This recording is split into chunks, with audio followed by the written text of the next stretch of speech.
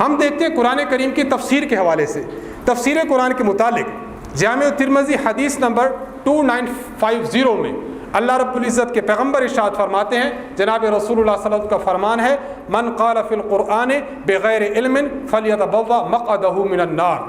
اگر کوئی بندہ قرآن کریم سے متعلق اپنی رائے بغیر علم کے استعمال کرتا ہے، اپنے ٹھکانے کو جہنم سمجھ لے۔ کیا مطلب؟ قرآن کریم کی تفسیر کرنے کے لیے علوم کی ضرورت ہے، ایک قرآن سمجھنا ہے، ایک قرآن کو سمجھانا ہے۔ استاد مکرم نے اس پر تفصیل سے بات فرما دی تھی، قرآن کریم سمجھانے کے لیے 15 علوم کی ضرورت ہے۔ علم صرف ہے، نحو ہے، معانی ہے، بیان ہے، بدیع ہے، لغت ہے، اور علم حدیث ہے، علم اصول فقہ ہے۔ یہ علوم ہیں جو قرآن کریم کی تفسیر کرنے کے لیے انسان کو حاصل کرنا انتہائی ضروری ہے۔ جامع ترمذی میں حدیث نمبر 2952 میں پیغمبر علیہ السلام ارشاد فرماتے ہیں، من قال فی القرآن برأیہ فاصاب فقد اخطأ۔ جس بندے نے اپنی رائے قرآن میں بغیر علم اور بغیر اتھارٹی کے اس نے قرآن کریم میں کوئی بات کر دی، ٹھیک ہوا تب بھی وہ غلط ہوگا۔ اس سے معلوم ہوا قرآن کریم کے تفسیر کرنے کے لیے علوم کا احاطہ ضروری ہے، یا بہت بڑا علم چاہیے، لیکن ذاکر نائک صاحب کے پاس علم نہیں ہے۔ یہی وجہ ہے کہ قرآن کریم کی تفسیر کرتے ہوئے وہ جگہ جگہ پر ٹھوکر کھاتے ہیں۔ میں 2-4 تفسیری نمونے اس شخص کے عرض کروں گا تاکہ آپ حضرات کو اندازہ ہو کہ یہ شخص کتنی علوم سے کورا اور یہ شخص کتنا علوم سے بے بہرا ہے۔ نمبر 1،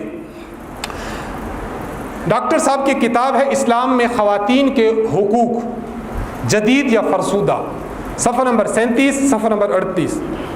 ڈاکٹر صاحب کہتے ہیں کہ دیکھیں اللہ تعالیٰ نے جو قرآن میں فرمایا ہے، سورت نمبر 4 آیت نمبر 43 میں، الرجال قوامون علی النساء۔ ڈاکٹر صاحب کہتے ہیں کہ مرد عورتوں پر قوام ہیں۔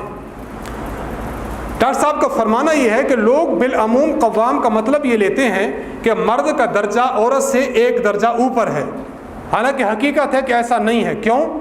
لفظ قوام اقامتن سے نکلا ہے، اقامت کا مطلب ہے کھڑا کرنا۔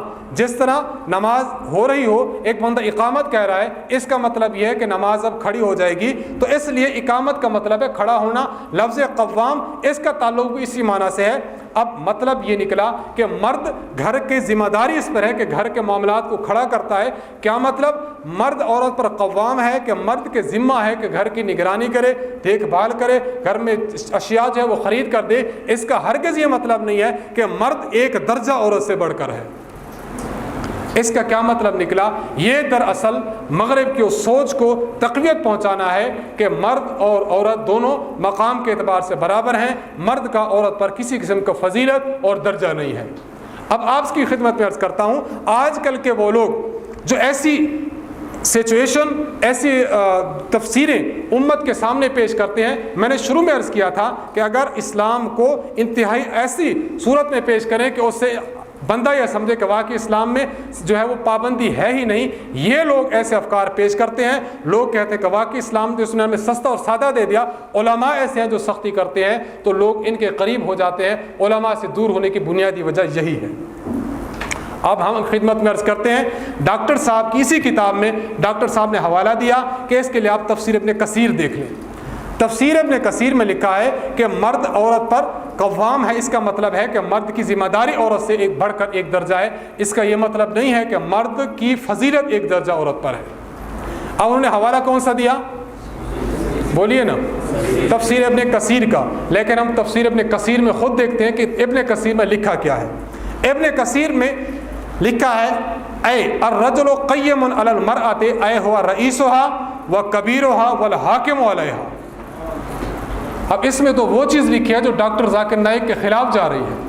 ڈاکٹر صاحب کیا فرما رہے تھے کہ مرد کی جو فضیلت ہے عورت پر، ایک درجہ فضیلت کا تذکرہ نہیں بلکہ ہے کہ مرد کی ذمہ داری عورت پر ہے۔ لیکن اسی تفسیر ابن کثیر میں موجود ہے، علامہ ابن کثیر دمشقی رحمۃ اللہ علیہ فرماتے ہیں، اے ہوا رئیسھا وکبیرھا والحاکم علیھا، مرد عورت کا رئیس ہے، عورت پر بڑاپن ہے اور عورت کا حاکم ہے۔ آپ کی خدمت میں عرض کروں، عورت جب ایک بندہ کسی پر حاکم ہوتا ہے، حاکم کا کیا مطلب ہوتا ہے؟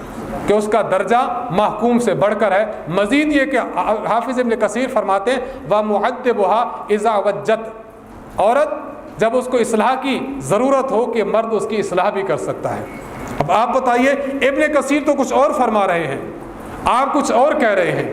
مزید اس سے بڑھ کر آپ کو حدیث بھی ذہن میں رکھنی چاہیے، سنن نبی داؤد حدیث نمبر 2142، جناب رسول اللہ صلی اللہ علیہ وسلم ارشاد فرماتے ہیں لو کنت آمرا احدا ان یسجد لاحد، اگر میں کسی کو حکم دیتا کسی کو سجدہ کرو، آپ نے فرمایا لامرت النساء ان یسجدن لازواجہن، تو میں عورتوں کو حکم دیتا کہ اپنے خاوندوں کو سجدہ کریں۔ میں آپ کی خدمت میں عرض کرتا ہوں کہ یہ ذمہ داری میں ایک درجہ اوپر بتانا ہے یا ایک درجہ فضیلت میں اوپر بتانا ہے؟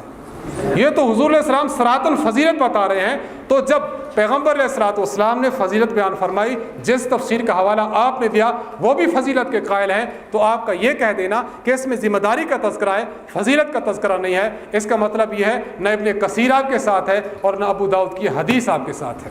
آپ ایسی تفسیر کر رہے ہیں کہ جو صرف آپ کے من چاہی اور مغرب چاہی تفسیر ہے، قرآن اور سنت کے ساتھ موافقت نہیں کھاتی۔